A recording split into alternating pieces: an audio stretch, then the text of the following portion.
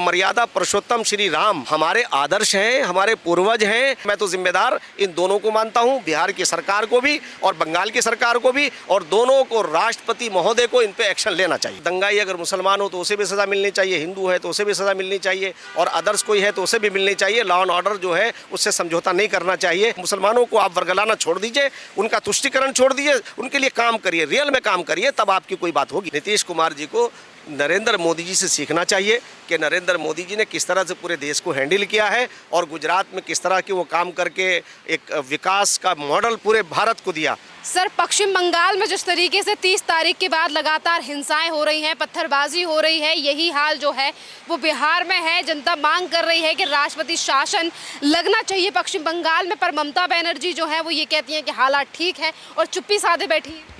नहीं भाई, यही तो है कि जहाँ नॉन बीजेपी सरकारें हैं वहाँ आखिर ये दंगे क्यों हो रहे हैं?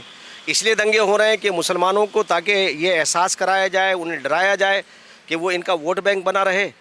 मैं आज ये कहना चाहता हूँ, ये मांग करना चाहता हूँ कि क्यों ना राष्ट्रपति एक्शन इनके ऊपर होना चाहिए। इसलिए होना चाहिए कि अगर ये कहते हैं कि बीजेपी दंगा करा रही है या आरएसएस दंगा करा रही है, तो मेरा अनुभव 30 साल का ये है कि एडमिनिस्ट्रेटर अगर ना चाहे, अगर शासक ना चाहे तो पत्ता नहीं हिल सकता। और आज मैं ये समझता हूँ कि जब उनकी मौजूदगी में इतना बड़ा दंगा हुआ है, लोगों की माल की और जान की हानि हुई है, तो ये स्वाभाविक है कि यहाँ की सरकार को उन पर एक्शन लेना चाहिए और उन्हें अपनी जवाबदेही उन पर बनती है कि जिस तरह से उनके ढीलेपन से ये दंगा हुआ है।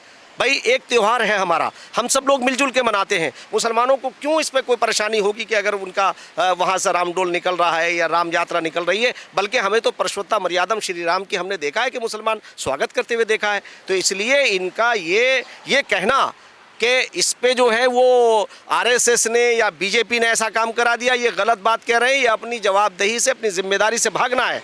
एडमिनिस्ट्रेटर की ये जिम्मेदारी है और आप वहाँ के शासक हो, आपके अंडर में जो है वहाँ का सारा फोर्स आता है, पुलिस आती है। अगर पुलिस चाहे तो पत्ता नहीं हिल सकता। तो इसलिए मैं तो जिम्मेदार इन दोनों को मानता हूँ, बिहार की सरकार को भी और बंगाल की सरकार को भी, और दोनों को राष्ट्रपति महोदय को इन पे एक्शन लेना चाहिए। सर, ममता बनर्जी ने अभी कुछ दिन पहले ये बयान कहकर जो है वो तमाम चीज़ों को दबा दिया। उन्होंने कहा कि अभी रमज़ान के दिन चल रहे हैं तो मुसलमान इस तरीके की चीज़ें नहीं कर सकते। वहीं कुछ लोगों को जो है वो क्लीन चिट मिल गई है। तो एक दंगे को धर्म विशेष में क्यों बांटा जा रहा है? नहीं, देखिए, दंगाई है। हम पहले से ये कहते आए हैं कि आतंकियों का, दंगाइयों का और आतताइयों का इनका कोई धर्म नहीं है। हम तो ये कहना चाहते हैं कि दंगाई अगर मुसलमान हो तो उसे भी सज़ा मिलनी चाहिए, हिंदू है तो उसे भी सज़ा मिलनी चाहिए, और अदर्स कोई है तो उसे भी मिलनी चाहिए। लॉ एंड ऑर्डर जो है उससे समझौता नहीं करना चाहिए, और इन्होंने ऐसा करके अपने कर्तव्यों का निर्वहन नहीं किया है। ममता बनर्जी को लेकर सवाल उठाए जा रहे हैं कि ममता बनर्जी पश्चिम बंगाल को अब कश्मीर बनाना चाहती है, पहले वाला। नहीं, ममता जी को ये चाहिए कि उन्हें जो है लोगों ने मौका दिया है, 3 बार की मुख्यमंत्री है, अनुभवी मुख्यमंत्री है, तो आखिर उनके स्टेट के अंदर ऐसा क्यों हो रहा है? और किसी एक धर्म विशेष को, इसी का नाम तो तुष्टीकरण है।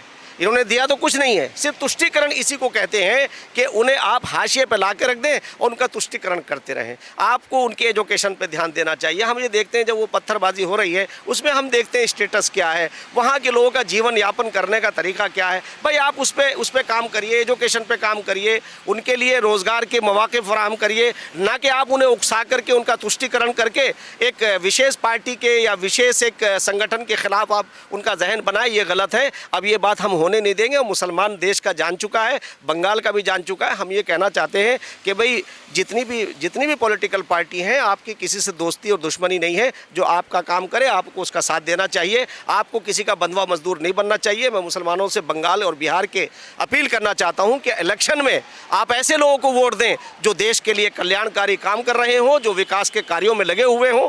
मैं ये ऐसा महसूस करता हूं कि आज की जो केंद्र की सरकार है बगैर भेदभाव के काम कर रही है, और जहां जहां जो हमारे स्टेट हैं उनमें भी ये काम हो रहा है। अब मैं आपको बता दूं कि अभी उत्तराखंड पे ले लीजिए कि वहां जो है एक बिल आता है, अध्यादेश आता है इसके नकल के ख़िलाफ़। तो उसमें जो हमारे बच्चे रह जाते थे, जो टैलेंटेड बच्चे थे वो रह जाते थे और नकल करके लोग आगे बढ़ते थे। इसी तरह से वहाँ 3 सिलेंडर फ्री दिए, तो उसमें ज़ाहिर है बगैर भेदभाव के जो कच्चे मकान बने हैं, यानी जो टॉयलेट बनी है उसमें भी मुसलमानों के लिए कोई भेदभाव नहीं हुआ है। यानी वहाँ के मुख्यमंत्री श्री पुष्कर सिंह धामी यानी वो इतना निष्पक्ष तौर से काम कर रहे हैं और वो स्टेट एक आइडियल स्टेट के तौर से मैं समझता हूँ कि वो पूरे भारत में जानी जाएगी, ऐसी मुझे आशा है। मेरा 2 दिन का विजिट था, मैंने देखा उत्तराखंड के अंदर के सब लोग खुशहाली की तरफ बढ़ रहे हैं और बड़े प्रेम भाव के साथ लोग रहते हैं।